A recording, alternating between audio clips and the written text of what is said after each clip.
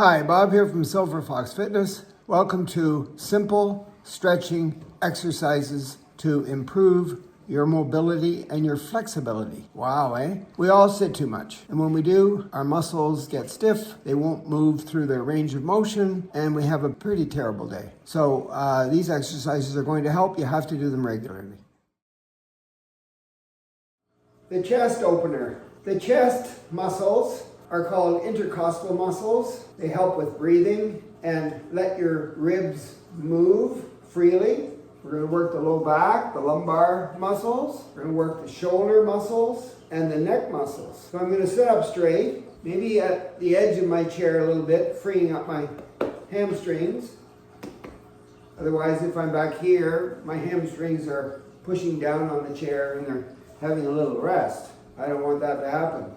My feet are shoulder width apart. My feet are also flat. Sitting up nice and tall. When I'm ready to go, I'm going to put my hands, interlocking the fingers behind my head. So as I lean forward, I bring my elbows in to touch my knees. And I might be able to look underneath my chair to see if there's any dirt or anything under there that I need to clean up. And then I'm going to slowly come back up again. Take my elbows apart and keep going. So the elbows are going back and my head is now able to look at the ceiling, arching my lumbar spine. And then I'm going to slowly come back to neutral. And when I'm ready, I'm going to fold again, bringing my elbows not only to my knees, but maybe a little bit lower than my knees, looking way under the chair this time.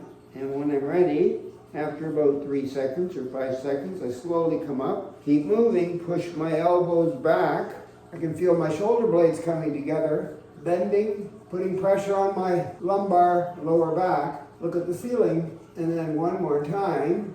Here I go, fold forward. Can I reach my elbows even down toward my shins maybe? Look underneath the chair. After 3-5 seconds, slowly come back up. So the elbows are moving apart. I'm thinking about everything that I'm doing, trying to be mindful. Elbows are going back, arching back, looking up at the ceiling, and then I'm going to tilt myself a little bit to the one side, lifting my other elbow up higher. Briefly hold it there. Back to neutral. I'm still looking at the ceiling. Bring the other elbow up as high as I can get it. Push it back.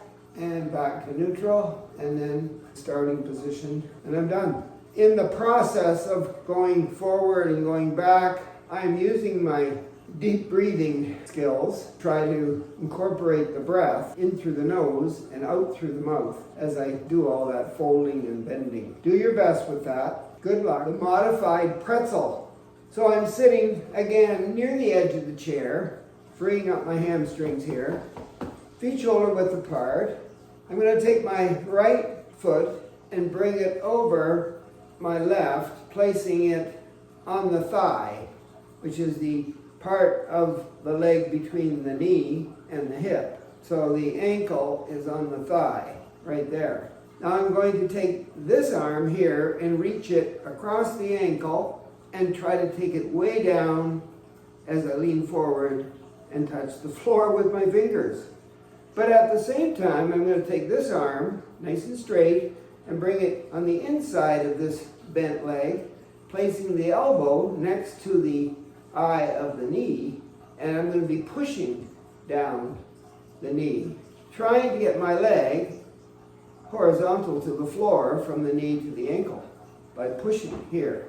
So here I go. This one's going to be straight on the inside, pushing with the elbow on the knee, and this one's going to be reaching over top of the ankle, and I'm going to try to touch the floor by leaning forward, and that's as far as I can go. Hold it for 5, 4, 3, 2, 1. That arm comes away, this arm comes away, and the leg goes off. Let's try the other side. So this ankle crosses over so that it's placed on the thigh, or at the knee area anyway, of the other leg. Now if you're really flexible in your hips and in your knees, you'll be able to get this leg so that it's almost parallel to the floor from the knee to the ankle. Anyway, this one goes on the inside, straight arm, line up your elbow with your knee there, because you're going to be pushing the knee that way. This one's going to reach over top of the ankle, nice and straight, and I'm going to try to touch the floor as I fold forward. That's as far as I can go, folks. That's as far as I can go. 5, 4, 3, 2, 1. I can relax this arm, take this one away, take the foot off. Whoa, I feel like a pretzel. And it's a modified pretzel to beat the odds that I'm going to be able to do a pretzel someday. I don't know. So this foot's coming over here. It's on the thigh, ankle on the thigh. This one's going on the inside, match up the elbow to the knee. I have to push the knee down with my elbow, right? And then this one's reaching over the ankle, and I'm going to try to touch the floor as I fold forward and breathe comfortably at the same time. 5, 4, 3, 2, 1. Arm, arm, foot. Holy cats. Yes, the breathing's tricky too, isn't it? Because when you fold forward, you should be exhaling and sucking your belly button in and your pelvic floor muscles, your Kegel muscles, up into your abdomen. Holy cats. So let's try to take this one over top. So I'm going to take a breath in through my nose. And as I exhale, place my arms in the right position and blow out and bend. When I run out of breath, away comes everything, and I'm done. Now, I was trying to lean forward and hold it for 5, but if I'm going to coordinate the breath, the exhale with the leaning forward, I don't know if it'll be 5 seconds, it might be 2 or 3. But the more I practice, the better I'll get at this. And I've got to practice this every day if I want to have more flexibility and more mobility and no stiffness and no pain. This exercise is all about the hip flexors, the muscles that join the hips to the leg, right in here, the hip flexors, the bum, the big bum, the glute max muscles, and the hamstrings right here, below the bum and above the back of the knee, the hamstrings. All very important to mobility and flexibility and not feeling tight and stressed. So we're at the wall. Doesn't matter what wall it is. We're going to sort of face the wall. I'm going to put both hands on the wall so that I don't fall over, because I'm going to lift one leg up. So I'm going to lift this leg on the outside so you can see it first. I'm going to just lift it up, bend it at the knee, and get it as high as you can. You don't have to put it on the wall. Stand up straight, hold on to the wall so you don't fall over, and get the knee as high as you can. Then when I'm ready, I'm going to straighten it behind me as I lean forward toward the wall. Straighten the leg behind me and bend forward, get the toe pointed, and lift the leg up. How low can you bend? How about there? You're bouncing on one foot. I know it's hard work. And then come back, bend the leg, get it up again. So we're working the hip flexor when we have the leg up like this. And as we straighten the leg behind, as long as we don't rotate out like this, just straighten it behind, hold on to the wall, get it really straight, point your toe, and now you're working your big bum, your glute max, and your hamstring if you've got your leg straight. And after 3 or 4 or 5 seconds, we do it one more time.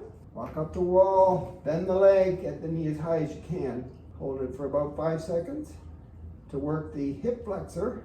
Straighten the leg, point the toe, lean forward, hold on to the wall. It could be a countertop, a chair. Just hold on and keep the leg straight if you want to work the hamstrings, and lift it up high if you want to work the big bum, the glute max, and have a little rest. And then we're going to do the other side, because we have 2 legs. So I'll hold on to this wall. All right, here I go. I lift up my knee as high as I can get it. Just in the air, it doesn't have to go to the wall. You want to be vertical, stand up nice and tall.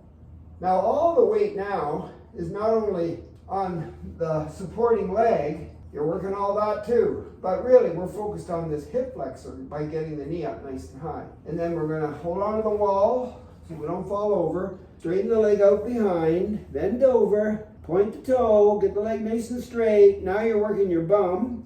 Don't rotate out like this. Just take your leg right behind you and straighten it out and point your toe. All right, that works the big bum here and the hamstring here. And then when you're ready, after 5 seconds, bring it in again. Bend the leg and get the knee nice and high. Stand vertical. Here we go. Straighten the leg, bend over, point the toe. Don't rotate the hip. Keep it square to the floor there. Now lift up that leg. You'll feel it on your supporting leg too. After 5 seconds, can we do it one more time? Sure we can. Here we go. Maybe I'll hold it here just a little longer. That's it. Get the knee nice and high. Work that hip flexor. Okay, down we go. Slowly hold on to the wall or the counter or the chair. Straighten the leg. Don't rotate your hip out. Just keep everything square to the floor. Point the toe. Lift up the leg a little higher. Hold it a little longer. Yep. And here we go. After 5 seconds at least, you're going to relax. So that is the hip flexor, the glute max, and the hamstring. I really don't have a name for it. We could call it the drinking bird, maybe. Some people call it that. And we got to do those 3 exercises at least 3 times for at least 5 seconds, holding it every day. Only if we want to feel younger and have better mobility and flexibility. Good luck, over and out.